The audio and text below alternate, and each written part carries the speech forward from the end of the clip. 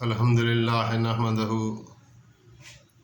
व नुसल्ली व नुसल्लिम अला रसूलिल करीम अम्मा बाद अऊज़ु बिल्लाहि मिनश शैतानिर रजीम बिस्मिल्लाहिर रहमानिर रहीम या अय्युहन नबिय्यु इन्ना अरसलनाका शाहिदन व मुबश्शिरन व नज़ीरा व दाइयन इलल्लाहि बिइज़्निहि व सिराजन मुनीरा। महबूब करीम रऊफ़ रहीम सल्लल्लाहु अलैहि वसल्लम की मुबारक ज़िंदगी पर गुफ्तगू चल रही है। इस मरतबा गार हिरा में जब आप पर वही नाजिल हुई सबसे पहली, यहाँ से ज़िक्र करेंगे।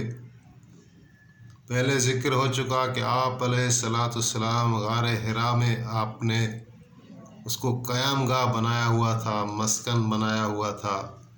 गोया कि एक जुस्तजू में आप बैठे हुए थे, जिस तरफ कुदरत आपको खींच रही थी और जगह जगह आप एक कशमकश पाते थे, एक अनहोनी चीज़ें जो आमतौर पर इंसान के साथ नहीं होती वो आपके साथ हुआ करती थी। तो आप उसी की तरक्की में, जस्तजू में गार हिरा को आपने मुंतखब किया हुआ था और वहाँ आके आप बैठ जाते थे। तो एक रात रमज़ानुल मुबारक की, बाज़ कहते हैं 17 थी, बाज़ कहते हैं 21 थी, 23 थी या 27 थी। बहरहाल रमज़ानुल मुबारक की शब थी कि उसमें जनाब जिब्रील अमीन अलैहिस्सलातु वस्सलाम रसूलुल्लाह सल्लल्लाहु अलैहि वसल्लम के सामने आ गए। आपने यूँ देखा हज़रत जिब्रील को तो फरमा रहे पूरे आसमान में उसका सर मुबारक था और उसकी पेशानी पर लिखा हुआ था ला इलाहा इल्लल्लाह मुहम्मद रसूलुल्लाह। दांत बड़े सफ़ेद और चमकदार थे। जब उसने परों को फैलाया तो मगरिब और मशरिक़ तक उसके पर चले गए।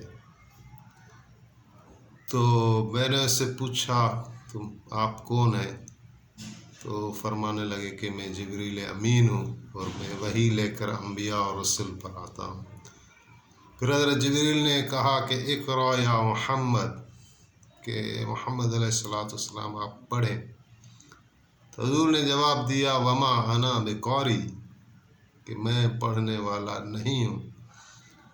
फिर हज़रत जिब्रील ने दोबारा सहबारा फरमाया इक़रा या मुहम्मद, तो आप अलैहिस्सलाम का वही जवाब था कि वमा अना बिक़ारी। फिर हज़रत जिब्रील ने आपको सीने से लगाया और ज़ोर दिया और फिर फरमाया इक़रा बिस्मि रब्बिकल लज़ी खलक़ल इंसान मिन अलक़ इक़रा व रब्बुकल अकरमुल लज़ी अल्लम बिल क़लम अल्लमल इंसान मा लम यअलम। ये 5 आयत जो है वो सबसे पहली वही में नाजिल हुई और इसके साथ आपके सर मुबारक पर नबूवत का ताज रखा गया और फिर जिब्रील अमीन ने वहाँ पर लगाया जहाँ से चश्मा जारी हुआ, वज़ू किया, नबी अलैहिस्सलाम को वज़ू कराया और 2 रकात नमाज पढ़ाई और फिर फरमाया कि ये नमाज है, ये आपको और आपकी उम्मत को पढ़नी पड़ेगी। तो इस वाक़े के बाद आप जो है वो फ़ौरन अपने घर तशरीफ़ ले आए। लेकिन आप फरमा रहे हैं कि जिस जगह भी मेरी नज़र जाती थी आसमान में तो वही जिब्रील अमीन देखता था, यानी सामने दाएं बाएं हर तरफ। तो वो कह रहे होते थे कि मैं जिब्रील हूँ और आप मोहम्मद अल्लाह के रसूल हैं सल्लल्लाहु अलैहि वसल्लम। तो आप जो है वो फ़ौरन अपने घर आ गए और बीबी खदीजतुल कुबरा को फरमाया कि मुझे कंबल दो, ओढ़ने के लिए कंबल दो। और फिर जो रुईदात आपने देखी थी, जो वाक़या आपके साथ पेश आया वही का वो आपने बीबी खदीजतुल कुबरा को बताया। تو وہ تو در حقیقت اسی موقع کا انتظار کر رہی تھی، اور آپ علیہ الصلاۃ والسلام کو فرمایا کہ میرا ایک چچا زاد بھائی تھا، یا اپنا ورقہ بن نوفل، وہ آسمانی کتابوں کا عالم ہے، اور اس نے حال ہی میں انجیل کو عبرانی سے عربی میں ٹرانسلیٹ کیا ہوا ہے، ترجمہ کیا ہوا ہے۔ پھر نبی علیہ السلام کو بی بی وہاں لے گئی۔ وہاں ورقہ جو تھا وہ کافی، اس کی عمر بڑھی ہوئی تھی، پیر سن تھا اور کمزور تھا، ضعیف تھا، اور آنکھوں کا نور، بینائی چلی گئی تھی۔ تو یہ ساری باتیں جب بی بی صاحبہ نے نبی علیہ السلام کے ساتھ ورقہ کو بتائیں، تو ورقہ بن نوفل کہنے لگا کہ ابشر یا محمد صلی اللہ علیہ وآلہ وسلم، اے محمد صلی اللہ علیہ وآلہ وسلم، آپ کو بشارت ہو۔ تو وہی ناموس اکبر ہے جو جناب موسیٰ علیہ السلام پر نازل ہوتا تھا۔ تو اس پر کافی گفتگو ہوئی، لیکن ورقہ جو ہے وہ نبی علیہ السلام کی تحریک اسلام کی عام دعوت دینے سے پہلے ہی اس کی وفات ہو گئی، اور پھر آپ علیہ السلام نے فرمایا کہ میں نے ورقہ کو دیکھا ایک سبز لباس میں، اس کو جنت میں دیکھا۔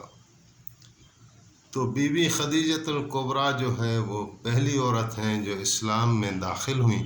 ان کو یہ شرف حاصل ہوا کہ وہ اسلام میں سب سے پہلے داخل ہوئیں، اور اس کے بعد جو ہے حضرت علی المرتضیٰ کرم اللہ وجہہ الکریم کی عمر مبارک 10 سال کی تھی، جیسا کہ عرض ہو چکا کہ نبی کریم رؤوف الرحیم کی پالنا حضرت ابو طالب نے کی، جبکہ آپ کی مبارک عمر 8 سال تھی، اور حضرت ابو طالب کا ساتھ رہا آخر تک۔ تو حضرت علی حضرت ابو طالب کے بیٹے تھے، اور کہتے ہیں کہ 4 بیٹے تھے حضرت ابو طالب کے، ایک طالب، دوسرا عقیل، تیسرا جعفر، چوتھا علی کرم اللہ وجہ الکریم۔ تو حضرت ابو طالب کے متعلق کہ ان کا عیال زیادہ تھا، اخراجات زیادہ تھے، تو نبی کریم صلی اللہ علیہ وآلہ وسلم نے اپنے چچا کو فرمایا، حضرت عباس کو، کہ جناب ابو طالب کے پاس جو ہے عیال زیادہ ہے اور آمدنی کم ہے، اور کیا ہی اچھا ہوگا کہ ان کا کچھ یعنی ہم ان کے بیٹوں کو لے لیں اور اپنے ساتھ کر دیں۔ تو اس پر جو ہے جب گفتگو ہوئی جناب ابو طالب سے، اور حضور علیہ السلام نے اس طرح کی خواہش ظاہر کی، تو حضرت ابو طالب نے جواب یہ دیا کہ میرا بیٹا عقیل جو ہے وہ میرے ساتھ رہے، اور جعفر اور علی میں تم دونوں کو اختیار ہے۔ تو جعفر کو جناب عباس نے اپنے پاس رکھا، اور حضرت علی کو نبی کریم صلی اللہ علیہ وآلہ وسلم لے کر آئے۔ تو حضرت علی حضور علیہ السلام کی شفقت میں زیر سایہ آپ کی پالنا ہوئی، آپ کی تربیت ہوئی۔ تو 10 سال بہت چھوٹی عمر ہوتی ہے، تو نبی علیہ السلام نے حضرت علی کو اسلام کی دعوت دی۔ تو حضرت علی نے عرض کیا، جس طرح سیرت مصطفیٰ میں ہے کہ یا رسول اللہ، میں اپنے والد سے مشورہ کر لوں یا اجازت لے لوں؟ تو آپ نے فرمایا کہ نہیں، یا تو جو یعنی جس کی دعوت تمہیں دی جا رہی ہے اس کو قبول کرو، یا پھر اس کو دوسروں کو فی الحال بتانا نہیں ہے۔ تو حضرت علی فرما رہے ہیں کہ پھر میں نے سوچا کہ جب نبی علیہ السلام کے متعلق میرے بابا نے ہمیشہ مجھے یہی فرمایا کہ جو بھی محمد کہیں کرتے جاؤ، جو بھی کہیں ان کی اطاعت اور فرما برداری کرتے جاؤ، تو پھر مجھے پوچھنے کی کیا ضرورت ہے۔ تو پھر حضرت علی بھی اسلام میں داخل ہو گئے، اور کہتے ہیں کہ پیر والا دن ہے، اسی طرح کتاب میں لکھا ہوا ہے سیرت مصطفیٰ میں کہ پیر والا دن جب یہ واقعہ پیش آیا تو صبح کو بی بی خدیجہ ایمان لے آئیں اور شام کو حضرت علی ایمان لے آئے۔ یا پھر یہ کہ پیر والے دن بی بی خدیجہ تو منگل والے دن حضرت علی کرم اللہ وجہ کریم، اور دوسرے شخص جو گھر میں رہتے تھے وہ حضرت زید بن حارث تھے۔ حضرت زید رضی اللہ تعالیٰ عنہ کا قصہ حضرت یوسف علیہ السلام کی طرح ہے کہ یہ بھی بڑے خوبصورت تھے، اور یہ بھی یعنی بچھڑ گئے اور لوگوں نے دھوکہ کر کے اس کو بھی غلام بنا کر آگے جو ہے فروخت کر دیا، آگے کسی نے فروخت اور جگہ کر دیا۔ اس طرح کرتے کرتے وہ حکیم بن حزام بی بی خدیجہ الکبریٰ کا بھتیجا تھا، وہ اس کے پاس وہ تجارت کرتا تھا، مالدار تھا۔ تو وہ جب تجارت پہ گئے ہوئے تھے باہر مکے سے، واپسی میں کچھ غلام کچھ باندیاں خرید کر لے آئے۔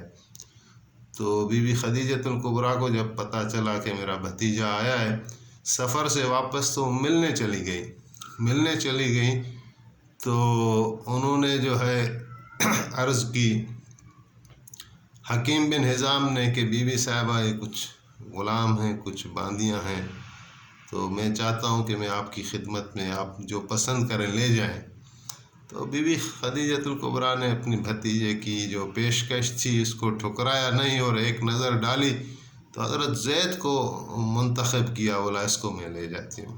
تو جب حضرت زید کو لے کر بی بی صاحبہ جب اپنے گھر میں آئیں اور نبی کریم رؤوف رحیم صلی اللہ علیہ وآلہ وسلم کی نظر مبارک حضرت زید پر پڑی تو پہلی ہی نظر میں آپ نے زید کو پسند کر لیا، اور بی بی صاحبہ سے فرمایا کہ زید آپ مجھے عنایت کر دیں، زید مجھے دے دیں۔ تو بی بی صاحبہ تو وہ تھیں کہ وہ ہر وقت نبی علیہ السلام کی رضاؤں کی طلبگار رہتی تھیں، تن من دھن ہر وقت آپ پر فدا تھا، تو ظاہر ہے وہ کس طرح منع کر سکتی تھی۔ تو حضرت زید کو نبی علیہ السلام کی خدمت میں دے دیا۔ تو آپ نے فرمایا زید کو کہ زید تم میرے غلام نہیں ہو، تم میرے بیٹے ہو۔ تو زید کو کئی زمانہ تک زید بن محمد کہا جاتا تھا۔ وہ جب مدینے والی زندگی آئی اور وہ جب آیتیں آئیں صورت احزاب میں منع کیا گیا، تو اس کے بعد دوبارہ حضرت زید کو زید بن حارث کہا جانے لگا۔